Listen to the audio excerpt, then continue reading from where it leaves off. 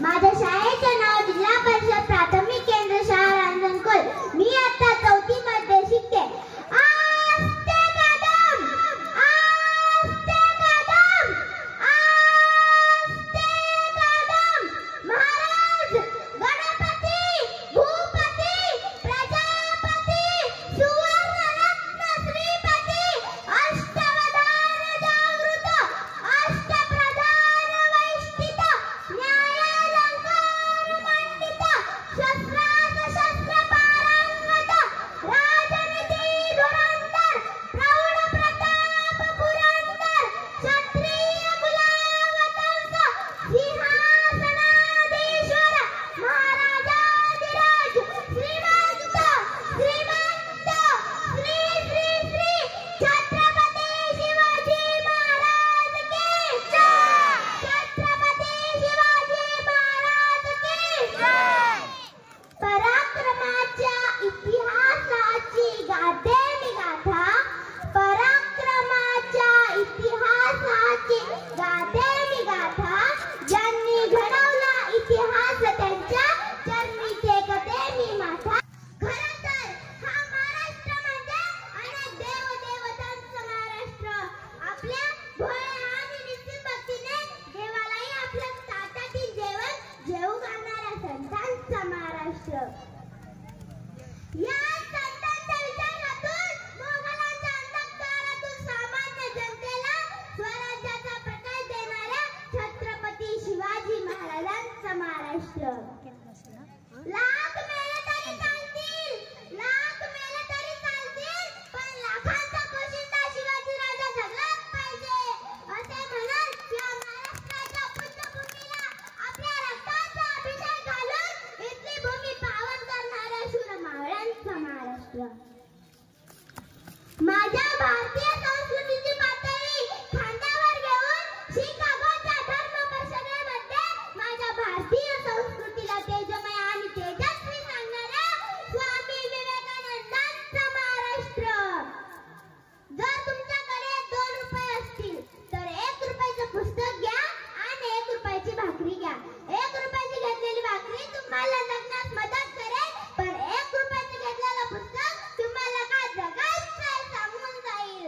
असे यशस्वीतेचे धडे गिरवायला शिकवणाऱ्या डॉक्टर बाबासाहेब आंबेडकरांचा महाराष्ट्र.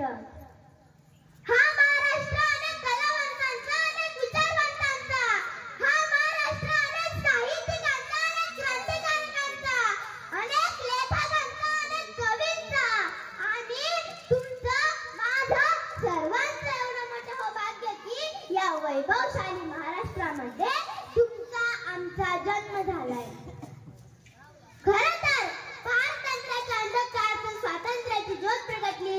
रयतेचा दैवत्वाचा छत्र धरणारे छत्रपती शिवाजी महाराजांचा जन्म झाला. तो दिवस होता 19 फेब्रुवारी 1930 आणि 6 जून 1974 रोजी छत्रपती शिवाजी महाराजांचा राज्याभिषेक झाला. महाराज 32 मनांच्या सुवर्ण सिंहासनावर रूढ झाले, पण शिवाजी महाराज 32 मनांच्या सुवर्ण सिंहासनावर रूढ होण्यासाठी महाराजांच्या संघर्षाचा प्रवासही आम्ही बघणं खूप गरजेचं आहे. थोर महापुरुष सांगतात की 32 मनांच्या सुवर्ण सिंहासनावर रूढ झालेल्या छत्रपती शिवाजी महाराजांना फक्त 50 वर्षांचं आयुष्य लाभलं. 32 मनांच्या सुवर्ण सिंहासनावर रूढ झालेल्या छत्रपती शिवाजी महाराजांना फक्त 50 वर्षांचं आयुष्य लाभलं. माझ्या राजाला जर दीर्घायुष्य लाभलं असतं तर प्रत्येक मावळ्याच्या घराला सोन्याचा दार लागला असता, प्रत्येक मावळ्याच्या घराला सोन्याचा दार लागला असतं. एवढा माझा राजा अभेद्य होता, एवढा माझ्या राजाचं कर्तृत्व होतं. आज जगाच्या पाठीवर छत्रपती शिवाजी महाराजांच्या नावाचा जय जयकार केला जातो.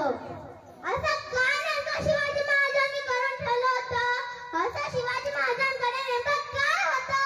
या हिंदुस्थानाच्या मातीमध्ये शिवाजी महाराजांचा एकमेव राजा होऊन गेला की ज्या राजानं शून्यातून विश्व निर्माण केलंय. शिवाजी महाराज ही सगळी चड्डी लंगोटीची पोरं की आज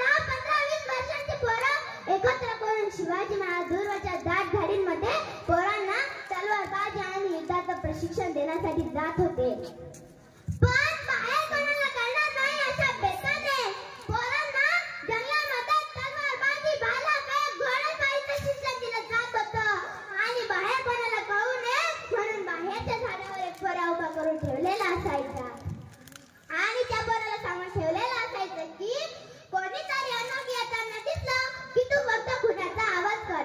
आम्ही आतमध्ये तलवार शस्त्र लपून ठेवतो आणि लगेच विट्टी दांडूचा खेळ सुरू करतो. असं का आतमध्ये स्वराज्य आकार घेतंय. आतमध्ये मावळ्यांना तलवारबाजी, भाला फेक, घोडेस्वारी शिकवली जाते. आणि एके दिवशी शिवाजी महाराजांचा खेळ रंगात आला होता आणि त्या झाडावर बसून खेळणी करणाऱ्या पोराला समोरून 15-16 वर्षाचं एक रांगडं पोर येताना दिसलं. येणारा पोर अनोळखी वाटला. लक्षामध्ये आलं हे कोणीतरी अनोळखी पोर येतंय. तसा त्या पोरानं बसलेल्या झाडावरनं हुबेहूब मोराचा आवाज काढला. आता मोराचा आवाज म्हणजे काय? आता मोराचा आवाज म्हणजे खून. शिवाजी महाराजांना कळवायचं की कोणीतरी येतंय, सावध राहा.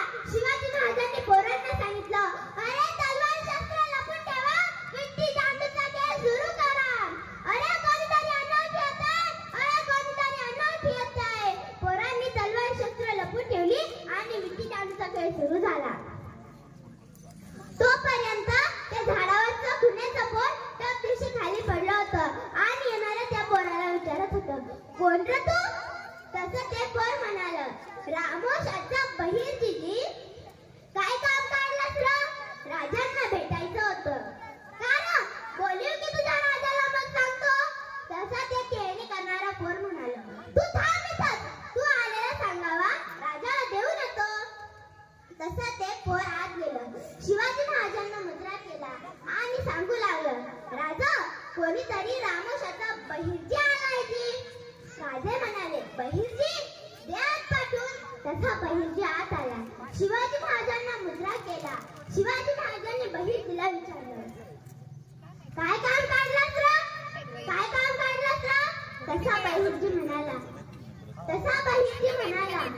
राजा आम्हाला बी घ्या की तुमच्या खेळात सामील करून. राजांनी विचारलं, बहिर्जी काय काय येतं तुला? बहिर्जी काय काय येतं तुला? राजा सगळं येतं की. राजा कसला बी आवाज काढतो, कोणाची बी नकल करतो. राजा वेशांत असं करतो ना की तुम्ही बी वाचायचं नाही. बदला वाटला माणूस कामाचा.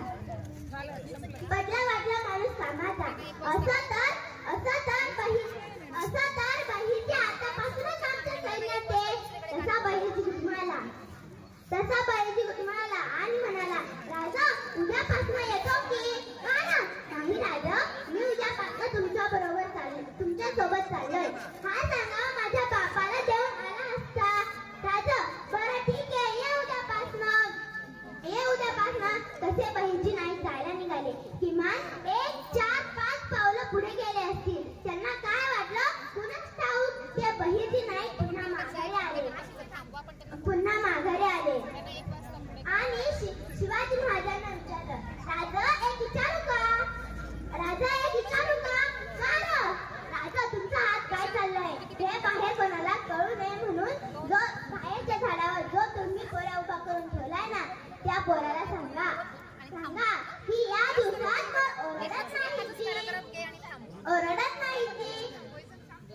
ओरडत नाही की म्हणजे कोणीतरी जाणता माणूस यायचा आणि मोराचा आवाज ऐकायचा. तो